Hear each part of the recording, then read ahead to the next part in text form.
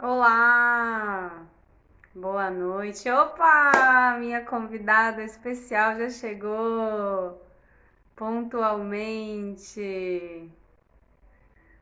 Oi, gente, boa noite. Yarinha, você sabe entrar aqui? Eu vou te convidar, tá?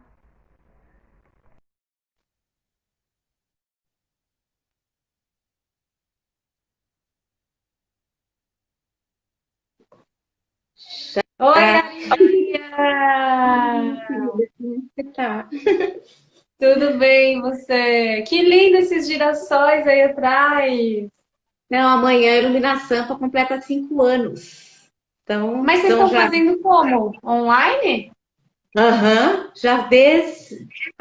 Março, a gente já começou, logo que houve o distanciamento social, a gente começou a fazer aos domingos online, aqui pelo Insta. Caramba, não sabia. Que lindo, tão maravilhosos ali atrás. Bom, Preparando, aguardando a festa. arro! Ilumina! Iluminação. 1, 2, 3 e já. Ilumina a tampa. Bom, Yarinha, vou apresentar você aqui para o pessoal, tá? Não deu tempo de fazer a divulgação do flyer, sorry. Mas ao mesmo tempo te agradeço por ter aceitado o meu convite, assim, né? De última hora, vindo muito do coração mesmo. Bom, gente, Yarinha amada, eu conheci em Piracanga. Aliás, os últimos convidados, quase todos têm vindo da Conexão Piracanga.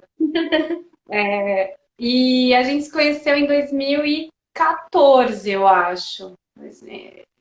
Fizemos coisas juntas em 2014 e 2015 lá em Piracanga. Uhum. E a gente se conheceu em algum curso de leitura de aura, Yarinha, foi isso? Foi no Aura Exatamente. 3. No Aura 3. No meu, quer dizer, quando a gente, acho que foi no Aura 1 ou 2. Não, porque eu fiz 1, 3, 2. Então a gente A conheceu gente se depois. conheceu no 3, porque o 2 eu não fiz e o 1 eu fiz das artes. Então foi no 3. Foi no 3, 2015, então foi. Foi em março de 2015.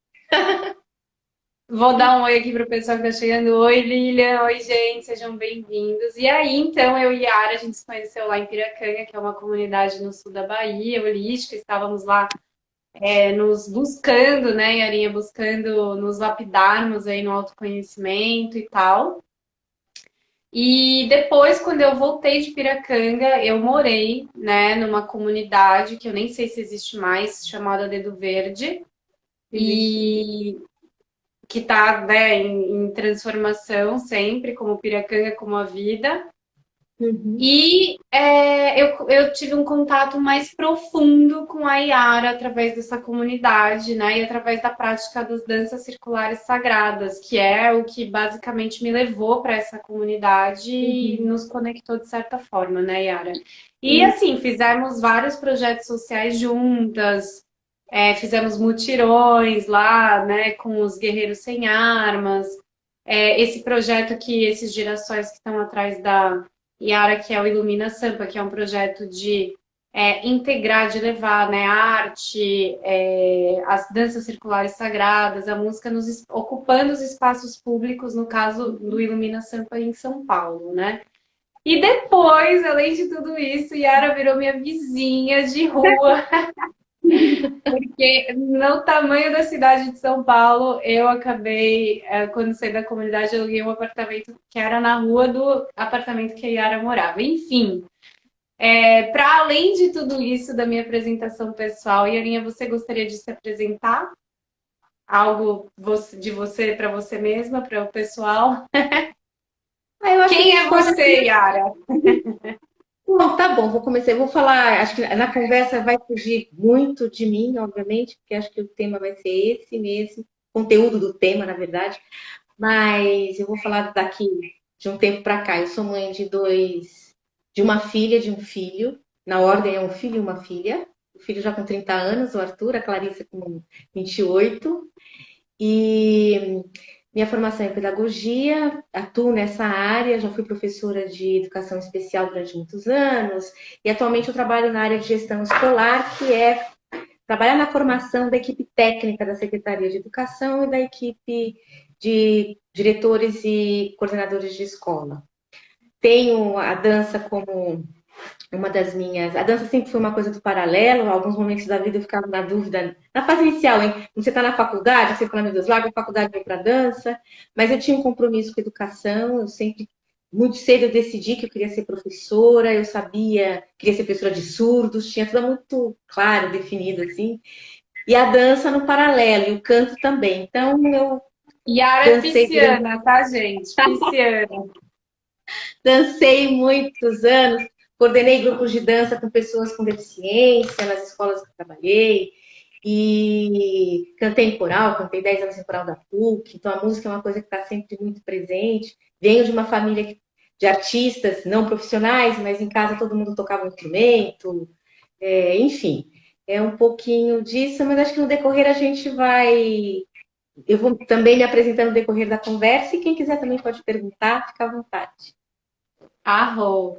Gratidão, Yari. Então é o seguinte, pessoal. Estamos vivendo um momento bem delicado e, ao mesmo tempo, positivo, né? Dentro do desafio, da diversidade que a gente está enfrentando, da questão do racismo, né? Essa questão de lutar por uma sociedade mais igualitária, fraternária, justa, e acolhendo, né, o direito e merecimento de pertencimento de todos e todas as minorias, todas as raças e etnias que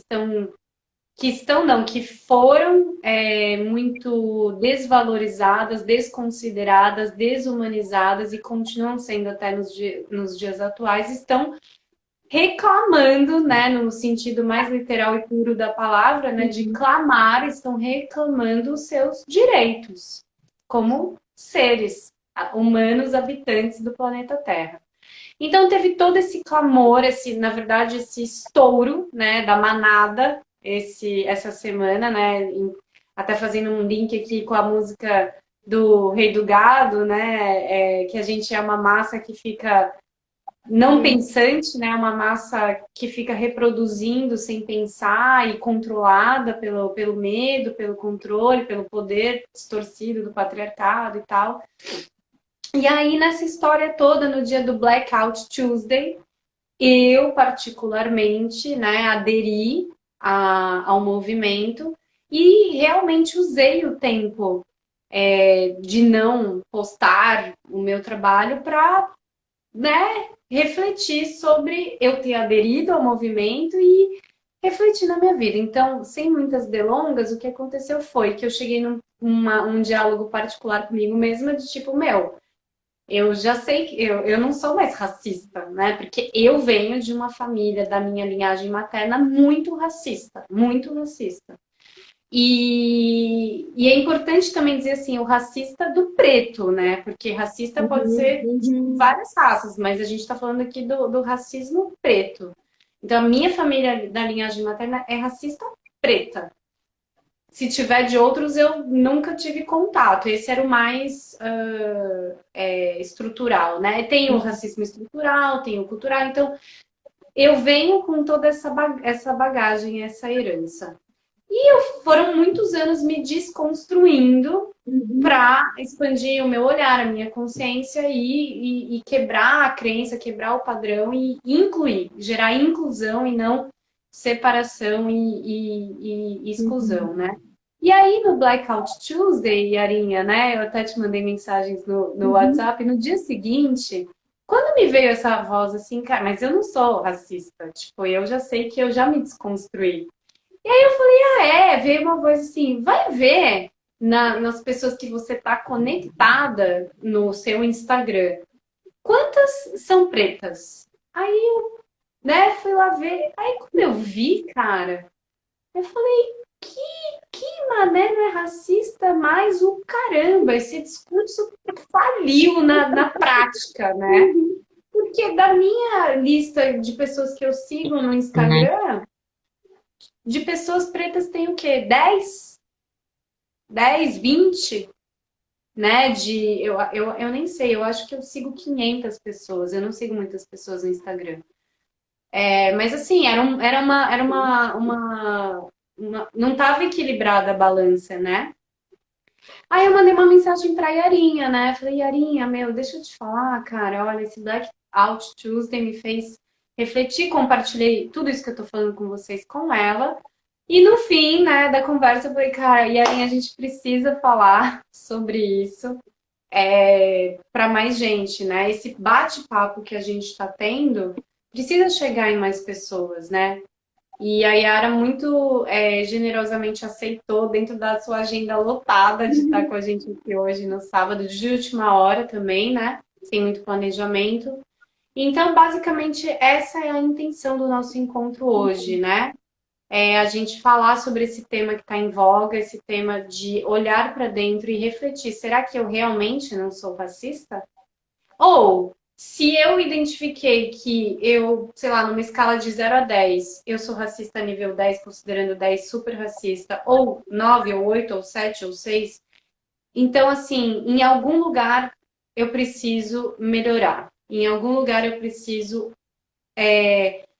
aperfeiçoar. Em algum lugar a vida está me mostrando que eu posso ir além, né? Que tem algo mais a ser feito. Então, eu vou parar por aqui, passar a bola para você para a gente continuar, Iorinha. Mas vamos tentando. Também me interrompa, faz pergunta, né? Quem estiver assistindo Sim, também, pra sim. gente, né, tornar uma coisa assim bem dinâmica.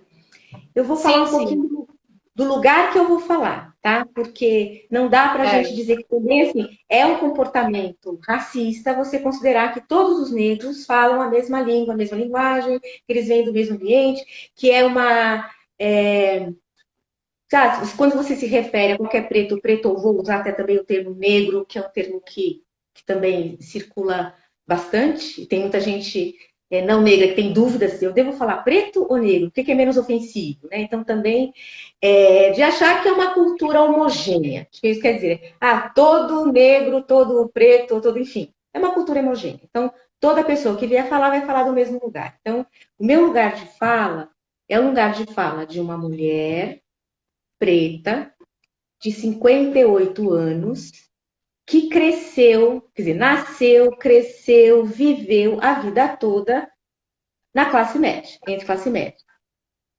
Eu sou filha de pais que meu pai está vivo ainda, minha mãe já faleceu, curso superior, os dois fizeram coincidentemente direito, mas meu pai seguiu para a carreira, tinha escritório, docente, advogado, era um advogado, e foi docente, professor da PUC durante 20 anos, e minha mãe foi para a carreira pública. Então, ela trabalhou a vida toda, depois que fez a faculdade, ela trabalhou no Tribunal do Trabalho e lá ela ascendeu, né? Foi fazendo, prestando os concursos internos, enfim. Venho de uma família de avós paternos que eram estudados, tinham uma escolarização. Meu avô era comerciante, junto com a minha avó, eram espíritas. Minha avó tinha o grande desejo de abrir uma casa para mães solteiras, que era um nome que a gente usou até muito pouco tempo, porque hoje a gente está falando de uma escola. Ela entendia que era necessário ter esse espaço, né, para essas mulheres, porque as mulheres têm uma vulnerabilidade muito grande na nossa sociedade, e principalmente as mulheres negras. Da família. Meu pai também flertou com teatro, participou quando jovem do Teatro Experimental do Negro, ele chegou a fazer uma pontinha aos 10 anos de idade no filme Apassionata, com a Tônia Carreira e Ciamo Duarte, despirocou, queria ser ator, e minha avó falou, não, você vai ser doutor. Por quê? E aí a gente entende por que isso, porque para pessoas de afrodescendentes, a ascensão, a mobilidade social ainda se dá, a gente sabe que nós estamos vivendo uma outra época, mas ainda se dá pelo estudo. E naquela época era a única forma de mobilidade social. Embora fosse uma família classe média de comerciantes, pequenos comerciantes, tinham uma mercearia, alguma coisa assim. E a família da minha mãe, meu avô fez parte da Frente Negra Brasileira, um movimento importante que foi, com a ditadura foi eliminado, porque virou partido político, inclusive, e trabalhou com, e o maior orgulho dele foi ter trabalhado com o Marechal Rondon na expansão do telégrafo no Brasil. Em algumas regiões, não sei assim com detalhes, porque um outro desafio que a gente tem enquanto pretos e pretas, enquanto afrodescendentes, é você conseguir ter toda a sua trajetória dos seus antepassados. Os registros com foto, que era uma coisa extremamente elitizada, você ter fotos, por exemplo. Então a gente tem muito pouco material, muito pouco da história também das pessoas. Nem sempre você tinha condições de passando, né? Eram coisas muito impressionistas, né? Você tinha alguns. Tem que juntar um quebra-cabeça, na verdade, muitas vezes, né? Então, eu estou falando assim desse lugar que sempre morou em classe média, porque minha mãe e meu pai, quando vieram para São Paulo, precisavam estudar. E para você estudar no final da década de 70, no início da década de 70, você precisava morar nas regiões centrais. Porque o que a gente chama de periferia não existiam faculdades, transporte restrito, as condições de moradia mais difíceis. Não estamos falando Moca, do que a gente chama mais ou menos de centro expandido hoje. Não é disso, a gente está falando, né, em outras regiões mesmo. Itaquera, Guaianazes, que eram as regiões que a gente tinha mais referência, porque eu lembro quando começaram a ter terrenos nessas regiões, e as pessoas diziam para minha mãe, Eudóxia, tem um terreno, estão vendendo um lote lá em Itaquera, muito bacana, preço acessível. Minha mãe falou, como é que eu vou fazer? Eu não vou conseguir estudar se eu for morar lá. Porque eu vou ter que estudar à noite, você não tem transporte até tarde, além dos riscos. E eu tenho 3 filhas pequenas que vão ficar em casa sozinhas enquanto eu estudo. Então eu preciso morar na Aclimação, que foi o bairro que eu nasci e cresci. Né? Quem conhece a região sabe. Então, eu cresci nesse lugar, então é desse lugar que eu estou falando, né? Desse lugar de uma pessoa que precisou, que conviveu com apagamento. Então, quando você cresce num bairro de classe média, eu e minhas irmãs eram as únicas da nossa turma na igreja, as únicas da nossa turma a vida toda na formação que hoje a gente chama de educação básica. Eu lembro que quando eu entrei na faculdade, o sacristão da igreja da Senhora do Carmo disse, parabéns, mas ele me elogiou tanto, me congratulou tanto. Eu falava, nossa, mas que exagero do Zé. Eu só entrei na faculdade. Mas como eu vinha de uma família, mãe com faculdade, pai com faculdade, e nós tínhamos amigos negros de classe média, então eu também convivi com isso. Com pretos de classe média, pretos e pretas de classe média, e muitos brancos, né? Então, para mim, ser classe média era algo normal. Fazer curso universitário era algo extremamente normal, porque fazia parte do meu ambiente cultural, sociocultural. Então, teve um estranhamento quando ele falou aquilo. E a gente também não estranhava ser a única. É uma coisa muito louca de se pensar. Porque a gente está numa situação, mas você não tem consciência dela. Então, eu estou lá, fui bem tratada a vida toda, tive muitos amigos carinhosos, amorosos. Umas questões assim de racismo explícito, mas ele com uma sutileza, um cuidado de quem faz, né? Do tipo, você está no supermercado, tinha 12 anos, e a pessoa vira para mim e fala, oi, querida, você tem alguma amiguinha, alguém que estar procurando trabalho? Aí eu virei, eu tinha uma coisa, eu perdi um pouco ao longo da vida, agora eu tento lembrar. Mas eu virei para ela e falei, a senhora sabe que minha mãe também está procurando? Então eu tive uma coisa meio bocuda, assim. Né? E uma mãe muito interessante, porque minha mãe lembrava todo dia que nós éramos negras. Todos os dias. Mas minha mãe vem de uma geração que, para você ser uma negra e coloca no mundo branco, você precisa estar muito arrumada, não é ostentar, mas estar muito limpa, muito arrumada, cabelo muito arrumado, e cabelo arrumado é ter cabelo alisado. Porque o cabelo crespo, principalmente, por exemplo, o meu, que o meu é o 4C, hoje a gente vê, que é aquele super, hiper cabelo com baixíssima umidade, então ele faz as molinhas muito ressequidas. Imagina, aquele cabelo. E eu lembro bem que eu tinha um amigo na adolescência que falava, Yara, deixa o seu cabelo natural. E o Clodovil falava a mesma coisa que talvez muitos jovens não conheçam, mas ele foi um modelista importantíssimo, né? Um designer de moda, a gente diria hoje, referência. E ele também dizia essa coisa de valorizar. Aí eu sempre dizia, eu falei, é porque você não sabe. Ele tinha um cabelo lisíssimo, tipo índio, assim. Eu falei, é que você não sabe que é difícil lidar com esse cabelo, né? Olha, né? Mas era o que era isso, né? De você, por exemplo, nunca poder ir à piscina. Sonho era ir. Mas por quê? A gente alisava quente, porque minha mãe não alisava com Enê, que era um produto o vovô dos alisamentos que nós temos hoje aí, talvez. E minha mãe jamais ia botar química em cabeça de criança. Então, a gente fazia a pente quente, e com uma chapinha, que hoje tem as elétricas, que é do mesmo jeito de puxar o cabelo. Então, imagina, gente, chuva, você tinha assim, um chuvisco, era um negócio assim, era um mau temor. Pânico. Pânico. Mas era interessante que também a gente também não tinha consciência disso, porque eu tinha as amigas que tinham cabelos encaracolados, década de 70, tinha a galera que fazia o permanente para ficar com aquela jubona, mas tinha a galera que queria o cabelo liso, passava ferro, fazia mil coisas, fazia escova, então todas nós corríamos do chuvisco. Então você percebe que tinha uma situação de igualdade ali, dentro de situações completamente díspares, uma branca e uma preta, correndo do chuvisco para a gente não desmanchar o nosso cabelo. Só que ninguém tinha noção do que era meu cabelo, porque nunca ele foi apresentado, né? Então, assim, é desse lugar onde a gente está tendo que você tem esse apagamento, porque você está em lugares de brancos que te trataram bem, outros que nem tanto, mas nunca uma coisa ostensiva, nunca fui proibida de entrar em edifícios de classe A. É coisas que a gente tem medo, porque eu tinha amigo que era barrado, já tinha acontecido isso. Mas, então a gente passou assim uma coisa meio que é também perigosa, porque você vai se tornando um ser inconsciente, né? Então, nunca fui militante, eu cheguei a criticar o movimento várias vezes quando era muito jovem, porque tinha uma coisa agressiva, de pé no peito, e eu não entendia por que isso.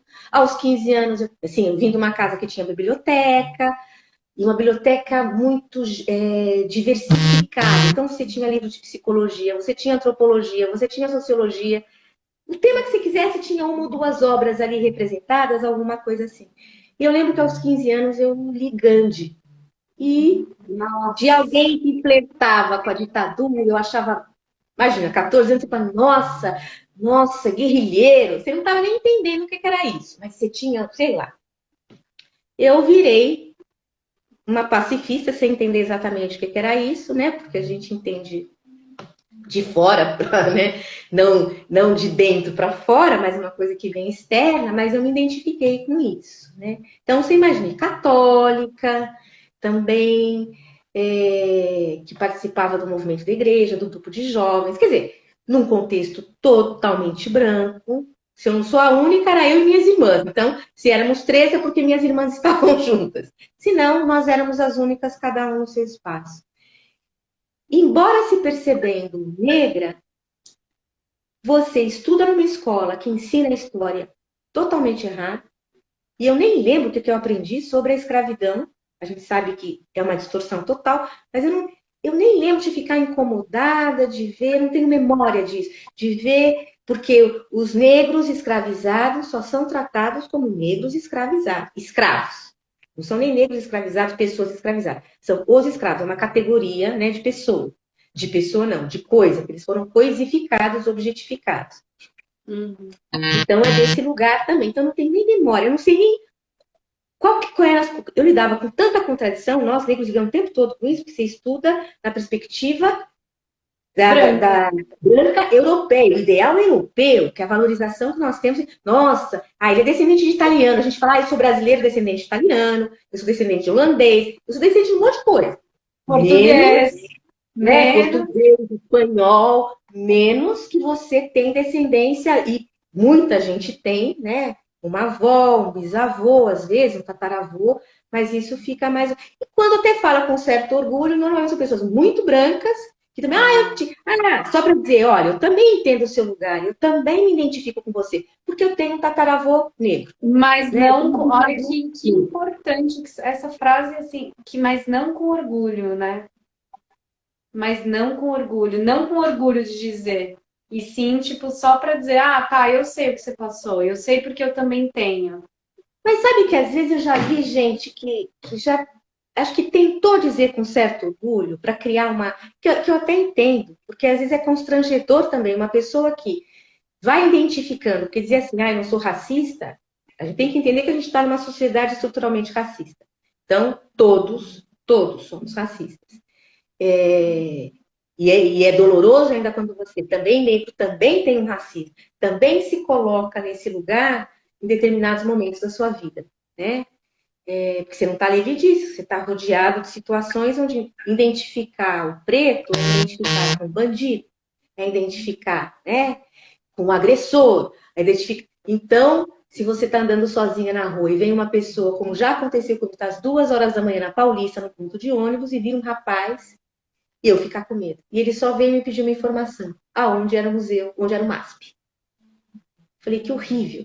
E como isso aconteceu com a minha filha também. Um dia ela chegou em casa muito brava, brava, furiosa. Ela falou, mãe, que droga. Ela chegou de madrugada de uma viagem, ela estudava em Botucatu e na Unesp e me recordo, eu sei que ela parou na Barra Funda muito cedinho. E veio um rapaz também de capuz na direção e ela ficou com medo. Né? Que E louco, claro, né, Yara? ficou com medo porque era um rapaz negro. Se fosse um rapaz branco, talvez a gente ficasse, não, bobagem, pode, não deve ser, Bobagem. né? Mas o negro sempre é. É uma Né? certeza. É uma certeza. E você só vai confirmar depois quando a pessoa se aproxima, faz abordagens e fala, nossa, me equivoquei. Que vergonha. Isso é vergonhoso, isso é triste, né? Mas, enfim, e muita gente não entende, porque aí você diz, mas é porque eles têm tendência, inclusive foi provado, o período higienista do século provava que as pessoas negras, a gente teve várias justificativas. Não tínhamos alma, depois fomos coisificados, portanto, a gente valia, né, vendida a arroba, a preço de como se fosse gado. Depois você tem o período higienista, que tem a ciência justificando por que os negros estão inferiores. Aí a ciência comprova, né? Diâmetro da cabeça e outras coisas mais. Igual a cloroquina, né?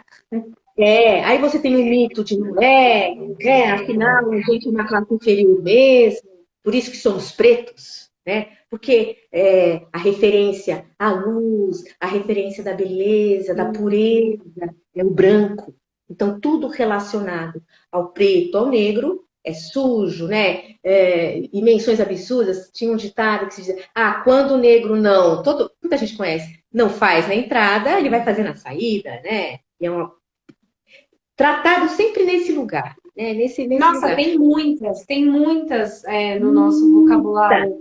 Muitas, muitas. Inveja. Eu não tô com inveja, Yara. É uma inveja branca, né? Não é ruim, é só uma branca. Ou É, então, eu vi várias esses dias, no dia do Blackout Tuesday, negro fazer. de alma branca. Negro de Qual? alma branca. Você é um negro de alma branca. Por quê? Os negros, teve uma classe média negra no século XIX, tinha uma classe. Eu também não sabia, eu estudei uns 15 anos atrás e descobri isso em história. No livro História. Negros, cachinhos, vestidos do século XVIII, tudo aquele negocinho que aumentava o bumbum, aquela coisinha bonitinha, babadinho e tudo mais. Você olha aquela capa, eu falei, que é isso? Né? E eu comprava a revista, fui ler. Falei, gente, existia uma burguesia negra no Brasil. Negra. Aí que eu fui entender quando. Eu falei, claro, negro de alma branca. Porque para o negro entrar no salão e ser servido por escravos, você tem que apagar a negritude dele. Porque ele frequenta os salões da burguesia brasileira, da elite. Mas, Nossa, sabe claro, o que me lembrou isso? claro. O homem que está no posto de coordenador do Instituto Zumbi dos Palmares. Porque né, não tem aquela piada. Qual é o cúmulo do. Então, qual é o cúmulo do coordenador da instituição do Zumbi dos Palmares? Ele ser racista. Né? Ele fez declarações racistas. Esses dias você fala, meu, como pode? É o cúmulo, né? Mas numa sociedade que tem o racismo como estrutura, né? Um patriarcado racista, extremamente violento, muito violento, e uma violência que a gente não trata dela, não discute ela, Normalizada. né? A gente fica muito assustado com a violência que ocorreu no nazismo, por exemplo, uma violência, né? Mas quando a gente fala dessa violência, eu já ouvi dizer, mas gente, vocês vão ficar nesse papo, isso é passado. Não, é claro que é passado. A questão não é não ser passado, é passado. A história, aquele tipo, mas se a gente for analisar o que acontece ainda hoje com os negros, essa violência ela foi se transformando, ela continua institucionalizada, né? Porque a polícia, então ela está institucionalizada e ela alcança uma coisa Banalizada, normalizada. naturalizada e quando você e o maior número de mortos, né, são pessoas negras. Uhum. Isso Tipo, um fato, não existe chacina branca, só existe chacina negra. uhum. Tipo isso, assim, não existe violência branca como chacina, só direcionada para a população preta, a raça preta. Mutante, né? Ele se transforma, ele vai se adequando, né? Ele tem uma relação, ele vem de uma estrutura vinculada ao capitalismo, né? Ao capitalismo mercantilista lá de 1500, né? Do século XVI. Mas de qualquer forma, como esse modelo econômico ele é mutante, ele é inteligentíssimo, né? Ele vai criando, ele vai se adaptando a qualquer tipo de circunstância, realidade, contexto. E o racismo também.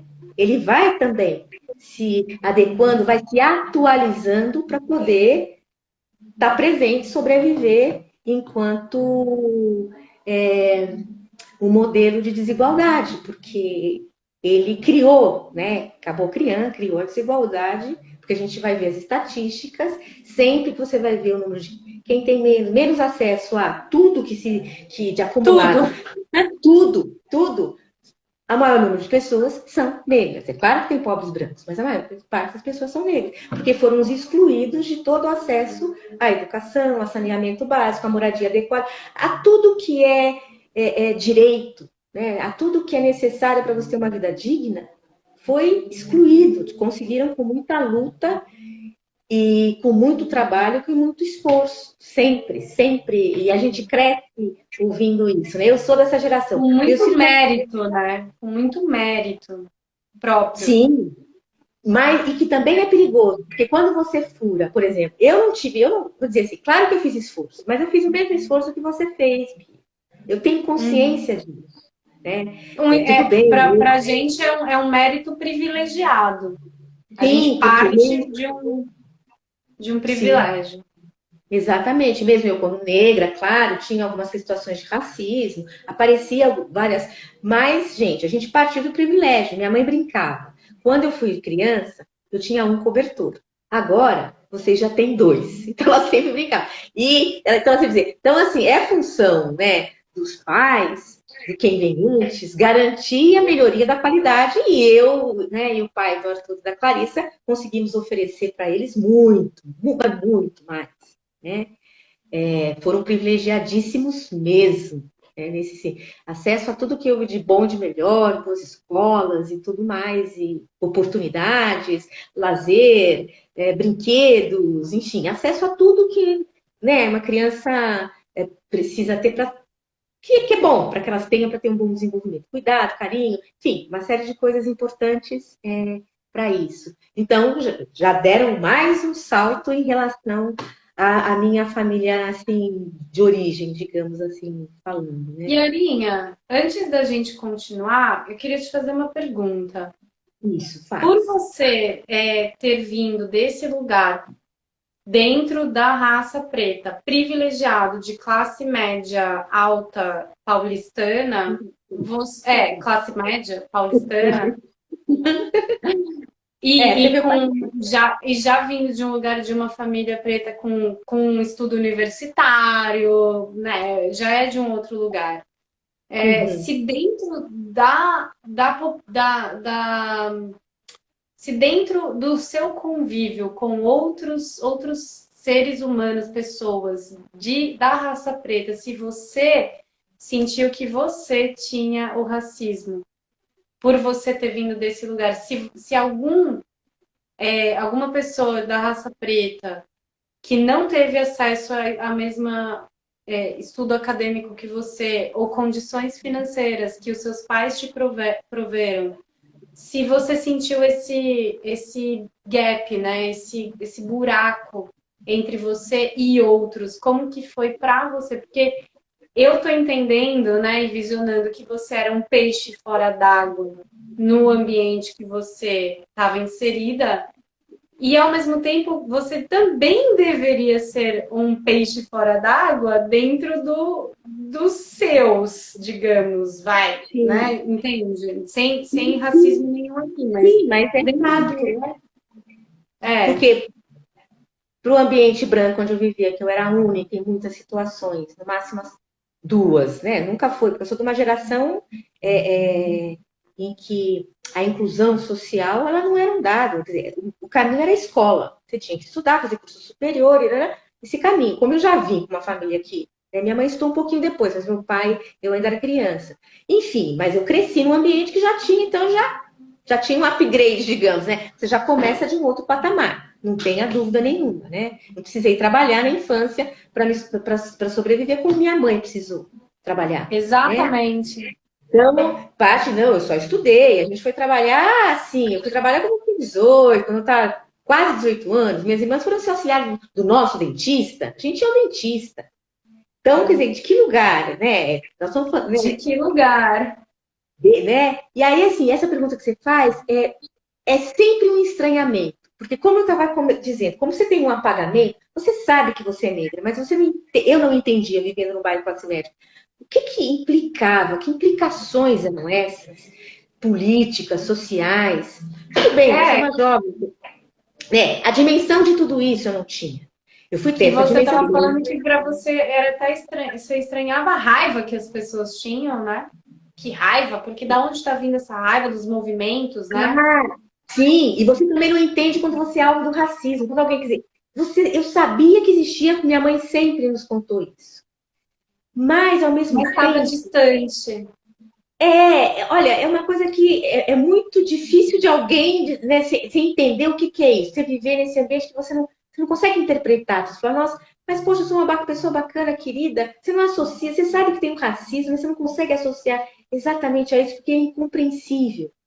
Né? Porque eu não estou alvo de uma pressão. Se eu morasse na periferia, eu entenderia muito rapidamente o que é isso. Se eu sou uma mulher preta, muito rapidamente você tem que entender. Ou mesmo os homens, né? E principalmente os jovens. Mas no contexto que eu estava, vivendo muito bem, obrigada, com amigos, brincando na rua. Né? Então, é uma situação cheia de névoa, cheia de véus. Eu acho que é mais ou menos isso. Hum. Então, também, quando aparecia uma pessoa negra, causava um estranhamento, sim. Tinha um certo estranhamento. Mas, por outro lado, pessoalmente, como eu sou uma pessoa que gosta muito de fazer amigos, então, ou de conversar, ou me relacionar com as pessoas, isso logo era uma que eu lembro de sentir alguma coisa. Eu cheguei a ter um namorado negro quando eu tinha 15 anos, e que era um negro de pele bastante escura, né? E que era um homem muito lindo, inclusive, que a gente não avançou. Mas depois também, sempre, a maior parte, depois disso, eu tive mais um relacionamento com uma pessoa negra e nunca mais, porque também você anda num ambiente, e às vezes as pessoas perguntavam assim, nossa, Yara, por que você não namora ninguém negro? Eu falei, aonde tem aqui?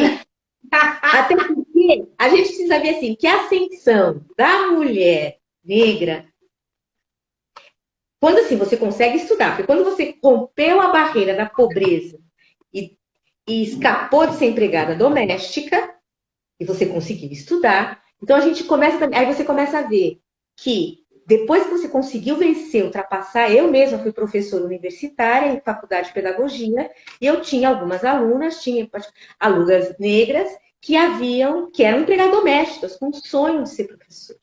E tinham conseguido, né, com as políticas públicas de inserção social tinham conseguido chegar à faculdade e realizar esse sonho.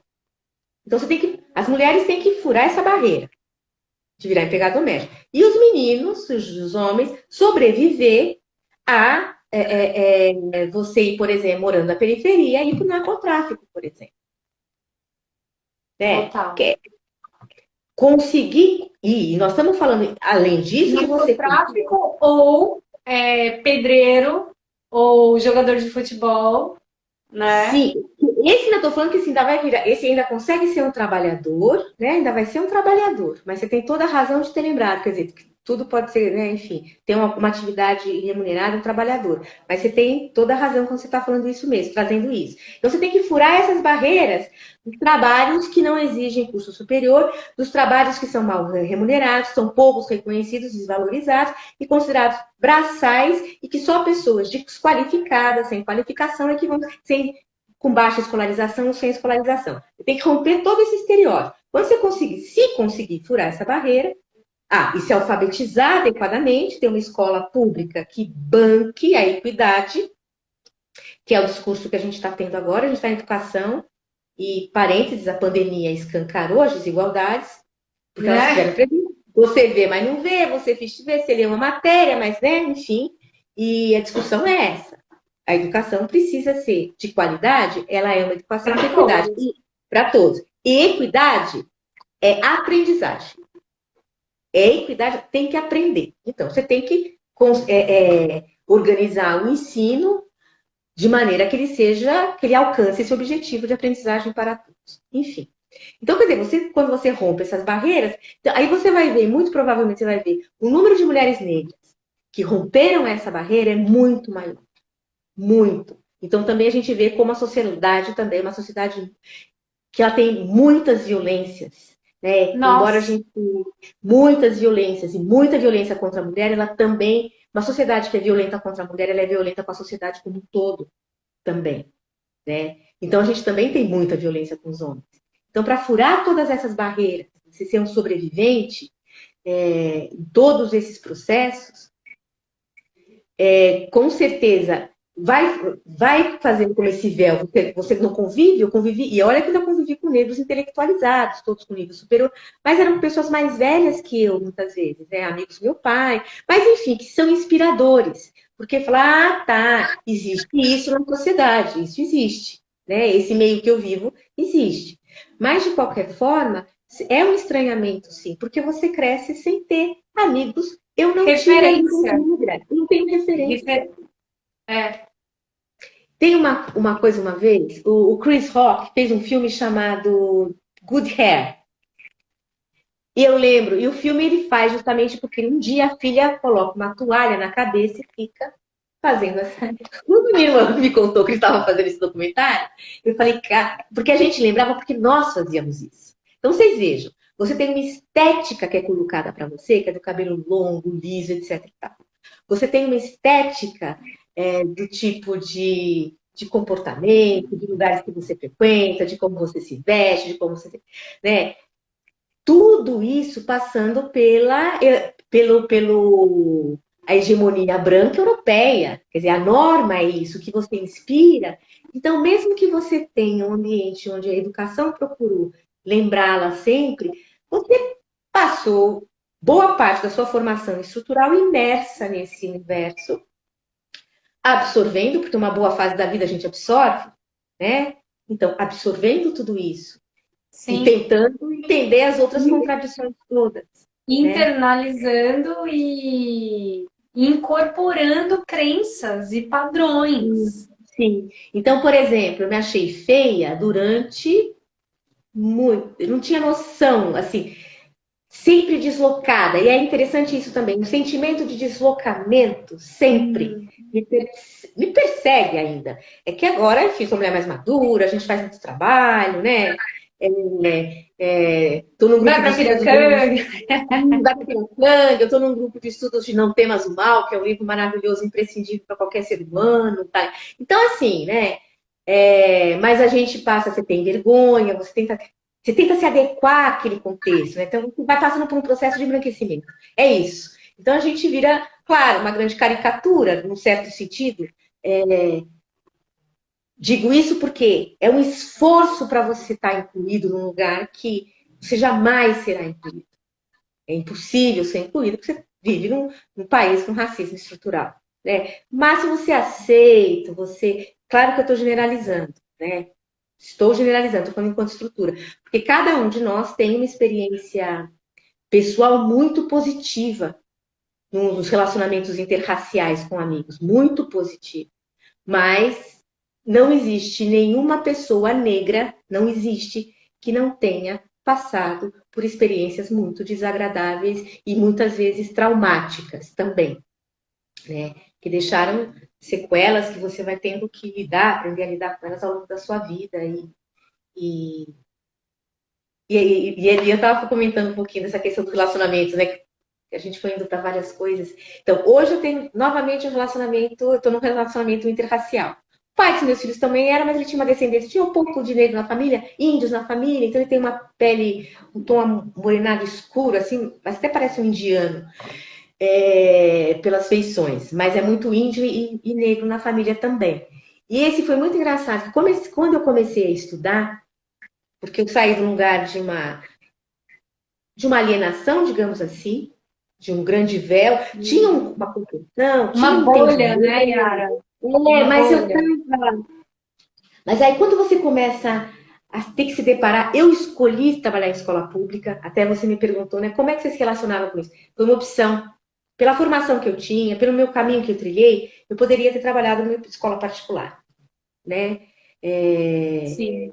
Digamos, dessas escolas renomadas, assim, oportunidade, inclusive, não faltou disso. Mas, não sei por que cargas d'água, eu fiz a opção que eu tinha que trabalhar em escola pública. Quer dizer, eu acho que até sei, né? Sou filha de Emanjá, até sabe.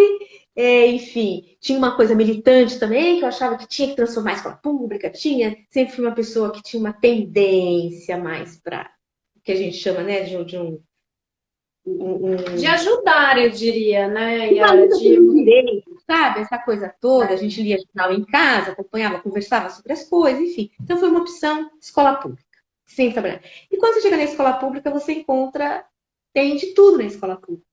E muita pobreza e muita miséria também. Você se depara com isso. E aí você tem que olhar para aquelas pessoas e ajudá-las a se adequarem dentro do mínimo que elas estão vivendo. Então, por exemplo, alunos que não tinham água encanada. Aí eu falava, sem televisão? Você já viu alguma vez uma novela que a pessoa pega a bacia, põe água e lava o rosto? Você sabe, tem bacia na sua casa? Eu tinha que perguntar essas coisas. Como é que você tem água? Ah, minha mãe vai buscar. Eu tinha que fazer todo esse inventário para verificar se a minha orientação de higiene era coerente. Não ia, primeiro, humilhar a criança e, segundo, era algo possível, realista e digno. Então, sempre tive esse, né? Aí ela me dava informação, falava, então vai por esse caminho, vai por outro caminho. Uma outra ocasião, nós fomos fazer uma visita numa casa de estudante, eu não me recordo o objetivo, eu era uma formadora da secretaria, mas não me recordo. E eu lembro que a família, a menina mais velha, quando nos recebeu, falou, ai, desculpa, é que eu estava terminando, a gente estava trocando a parede, o fundo do papelão, da parede de papelão da casa. Os colegas ficaram assim, aí quando as pessoas ficam mudas, aí conversando, não sei o quê, eu falei, legal, não, que bom, precisa, né? Porque chove e molha. Falei, nossa, molha, não sei o quê, e tá ficando frio. Não, que bom que você conseguiu um negócio desse tamanho. Uai, é a melhor casa que ela consegue ter num país como esse. Então eu não vou dizer, nossa, que horror, você vive aqui, como você consegue? Não. Ah, então, e só que eu tô com essas roupas jogadas. Eu falei, pega a caixa de supermercado, vê se você consegue. E aí você faz como se fosse um armário um em cima do outro e vocês arrumam. Fiquei dando dica de como arrumar aquela casa nas condições que eram possíveis. E as pessoas assim, como é que você consegue? Eu falei, a gente vai conseguir tirá-la dessa situação agora, de imediato? Nós temos esses recursos? Não. Então, que a gente vai tratar isso com dignidade e dizer para ela, olha, as crianças precisam ir para a escola, seus irmãos, vamos entender essa realidade, deve ser alguma coisa nesse tema, e vamos, porque a escola pode ser a única oportunidade que eles têm hoje, concretamente, de uma mobilidade social. Então, é por aí que a gente vai. É lá onde eles se alimentam também melhor. Enfim, enquanto a gente não consegue fazer a grande virada política e econômica, até porque a gente também barra essa virada política e econômica. Então, acho que assim, a escola pública, ela foi me dando o pé no chão, porque, claro, você corre o risco de essa bolha, né? Você ficar tão aí, o apagamento seria total. Então, eu sempre tive alunos negros e alunos negros que vinham das camadas com menos recursos financeiros, com menos acesso, as camadas que foram que menos tinham oportunidade de ter os seus direitos garantidos, que eles estão falando. Então, a gente tinha que pensar em tudo, cuidar, assessorar, entender a realidade. Então, isso foi me dando muito parâmetro de ser um ser humano melhor, inclusive, de pensar que eu acho que aí também você ser preta é onde você tem que falar, opa, pera lá, eu sou uma privilegiada. Então eu tenho que usar esse meu lugar de privilégio de poder ter casa, comida, viajar para o exterior, de estudar, fazer todos os cursos que eu quiser, tudo isso que está no meu hall de experiência, né? De ter filhos muito bacanas, são pessoas que cresceram com muita clareza, eles são muito politizados, aprendo muito com eles também, principalmente porque eles não cresceram nesse apagamento que a mãe cresceu, mas eu sou de outra geração, de outro contexto histórico, que a gente tinha que furar as barreiras. Então aí eu também entendi o movimento negro, se não fosse pezão no peito, não ia, porque a gente não é uma sociedade fácil que reconheceu direitos, né? A gente Pelo teve os contrário, direitos, né? muito pelo contrário. Quando a escravidão acabou, eles falaram, gente, eles precisam sair para escola, morar com condições. Não, o projeto foi rasgado, queimado, destruído. Né? Não vai sair com nada. Nada. Já não estão livres, né? Não é isso que Não, você tá livre, tchau. tchau. Tchau. Então, quer dizer, a gente tem a palavra dívida é pesada, pode parecer, mas ela é Mas histórica, é uma ela é uma dívida. dívida histórica, porque você traz pessoas de outro lugar que vier e gente de altíssimo, porque você tinha ferreiros, né? Ferreiros, agricultores, a gente tinha um conhecimento, esse país não teria se constituído enquanto colônia, economicamente viável, etc., sem essas pessoas que Claro, tinham claro. conhecimentos tecnológicos de ponta e que sem eles no Pindorama não virava o Brasil que a gente está vendo hoje, né? E que quer dizer, Itabã, naquele momento histórico, dificilmente continuaria sendo Pindorama, né? A gente sabe disso. Yarinha, desculpa te cortar. Se eu te falar que a gente tem só mais 7 minutos, você acredita? Acredito, acredito. Olha, assim, né? Então, eu vou te fazer uma pergunta aqui, né? Que pode ser um convite para a gente ir fechando o raciocínio e a nossa conversa, se você não tiver caído, né? Yarinha, você está por aí? Aê, você sumiu! Ui, eu sumi. Não sei porque que eu sumi. Cadê a Mas sua então, câmera? não sei explicar aonde ela foi. Aí, voltou. Agora, vai, não voltou muito, não. Deixa eu ver. Para com. Não, não posso, porque se eu fizer isso aqui. Mas vocês estão me ouvindo, né? Só que quando eu estava falando com vocês, que eu comecei nesse processo de compreender melhor, de entender a realidade e de me engajar com Uhum. consciência nisso, eu brinquei e falei assim, ai, agora sim, eu tô pronta, vou ter um relacionamento, né, com um homem preto. Não, aí aparece um homem, eu tenho um relacionamento interracial. E aí foi muito interessante, porque aí você também vive os desafios de estar nesse lugar, né, de você amar uma pessoa, estar com uma pessoa. E como é que se lida? Aí outras contradições também se abrem, a gente vive. Então, é um lugar, você ser negro num país, ser negra, ser preta num país de racismo estrutural, é um desafio eterno, porque É são um, negociações é um, um instinto de sobrevivência diário, né? diário, é um estudo, é um autoestudo, você tentando que se conhecer, se entender, entender o outro, entender onde está a sua militância. E aí, quando você começou dizendo, não basta não ser racista, tem que ser antirracista. Então, qual que é o convite? Práticas antirracistas. É proporcionalidade. A ideia é, se eu vou contratar, eu tenho uma empresa, eu vou contratar proporcionalidade, não é representatividade. Ah, eu tenho um negro, um Uhum. japonês, um trans, fechei. Não, é proporcionalidade. Eu tenho que representar na minha empresa o colorido, as culturas, a diversidade racial que nós temos no nosso país. Até porque essa diversidade representa acesso, representa você ter princípio da equidade. Quer dizer, acho que o princípio da equidade é o princípio que tem que estar mobilizando a gente o tempo todo, né? Quantos amigos eu tenho? Fazer como você fez. Gente, que é isso? Não tenho. Por que eu não tenho? Não tenho porque os espaços de acesso a determinados é destinado aos brancos. E, por exemplo, e você sabe também, a questão da discussão da espiritualidade nessa perspectiva também, eu também vou nos lugares quando eu não sou a única, eu sou a única mulher, tem duas mulheres e um homem. Tudo. Essa é a tônica, porque a gente está falando sempre de algo que vai se tornando, que vai sendo elitizado, né? Que vai... E acho que, assim, né, Yarinha, sair de um lugar de tipo, eu não tenho a mesma quantidade de amigos pretos do que brancos, ou a proporcionalidade, porque é assim, porque a vida é assim, porque as coisas é assim, porque, né, eu nasci assim, eu cresci assim, morri assim, Gabriela, né? Sim, Então, assim, tá, mas e o que eu vou fazer para mudar essa realidade? Porque me parece que essa realidade não tá muito igualitária, assim, né? Você voltou!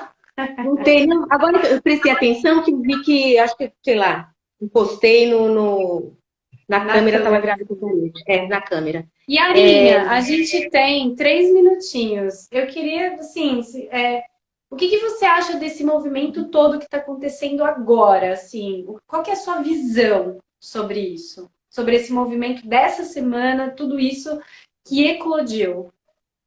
Eu acho sempre que são importantes. A questão é como eles começam, né? Eu acompanhei pouco, então não sou a pessoa mais indicada, posso estar falando uma bobagem, mas a impressão que eu tive é que a primeira reação foi catártica. Foi uma coisa de explosão e me parece que, claro, tinha sim a motivação ligada a esse crime terrível, mas me pareceu outras coisas também que a gente estava, né? Saímos de uma pandemia, estamos numa crise terrível, fica me dando, né? Estou falando do planeta. Então a primeira reação é você uma injustiça tremenda, você vai estar. À medida que o movimento foi, nós estamos já no 11º ou segundo dia, que eu não me recordo, que eu estou trabalhando tão, quer dizer, eu perco um pouquinho a noção, enfim. Mas Aí é você isso vai, aí. mas aí você vai, tá. Porque aí o tempo vai te dando a consciência das coisas, vai te dando a realidade das coisas à medida. Então, a gente vai vendo que ele vai tendo mais consistência e mais consciência. Espero que no Brasil, por exemplo, a gente também tem muita gente não negra, obviamente, batalhando. Tem muita gente negra, um movimento endossado, e principalmente muitos jovens, uma nova geração, né, incrível que está aí. Mas a gente precisa que toda a população não negra, que se entende realmente contra o racismo e já deu e basta, tenha atitudes antirracistas. Porque é isso, não basta você não ser racista, você tem que ter atitudes, pensar como você entender. Você vê uma injustiça, você não pode ficar calado. Você tem poderes, você tem condições melhores, você tem uma empresa, contrata. Se você é um professor, seja um excelente professor e, assim, e cuidado de onde você está, porque você sabe que é determinante o que você vai fazer. Quer dizer, cada um Também na sua esfera, no seu espaço, atuar de forma antirracista. E também usar o seu espaço de fala, de voz, de direito, conceder para quem tem voz não tem Sim. espaço para expressar a sua voz, né? Isso é fundamental também, né? Porque o espaço do privilegiado. Então, cara, vou trazer como você fez. Opa, não, tem que abrir essa conversa. Vamos conversar sobre isso, né? Fundamental. Acho que é reconhecer-se e como Eu acho pessoa. que a premissa básica, Yara, para nós brasileiros é absolutamente todos que não são pretos já reconhecerem de cara que são racistas, porque estruturalmente somos. Sim, Então, estruturalmente. a premissa básica é essa. Meu Deus, o Instagram falou que a gente tem 25 segundos. Ai, Obrigada meu pelo Deus. convite, meu amor. Até uma próxima. Gratidão, Iarinha, foi muito Não, bom, eu muito que agradeço a grata oportunidade. imensamente por você abrir, contar sua história e agregar, e é isso, gratidão e que